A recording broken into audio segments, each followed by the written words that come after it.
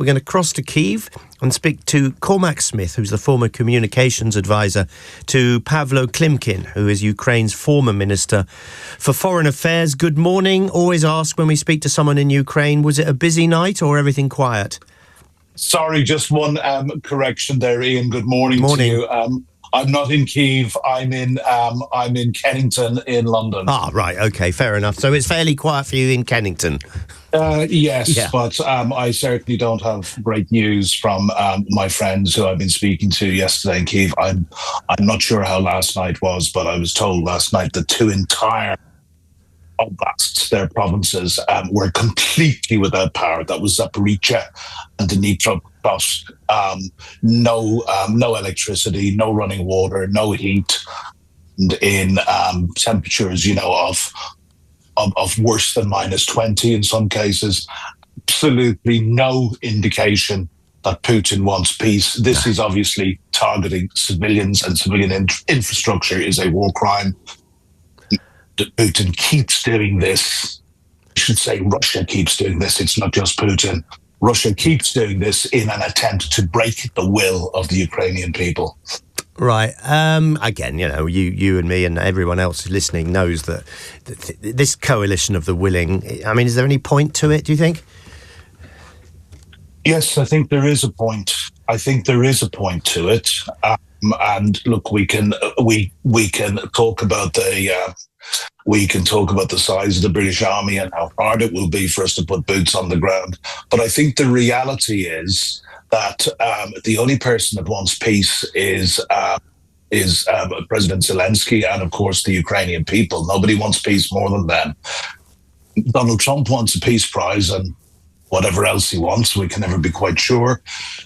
But there is no indication whatsoever that Russia wants peace, and there's no indication that they will agree to the terms. However, I think the European leaders, including our own Keir Starmer, have played it very, very well with Trump up to now, because there are signs that Trump is not too pleased with Putin, and if a peace deal is put before Putin, which has the agreement and the backing of the Americans and the Europeans and the Ukrainians, and Putin turns that down, might we see Trump put pressure on Putin for the first time ever?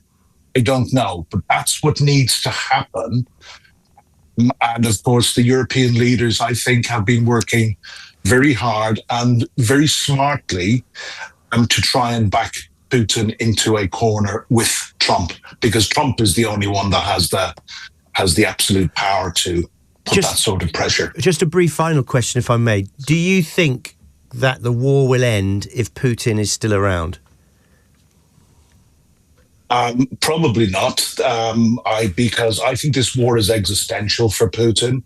He has lost, and the most recent figures, Russian losses have gone to over 1.2 million troops, either killed or very seriously wounded. The Russian economy is in the toilet.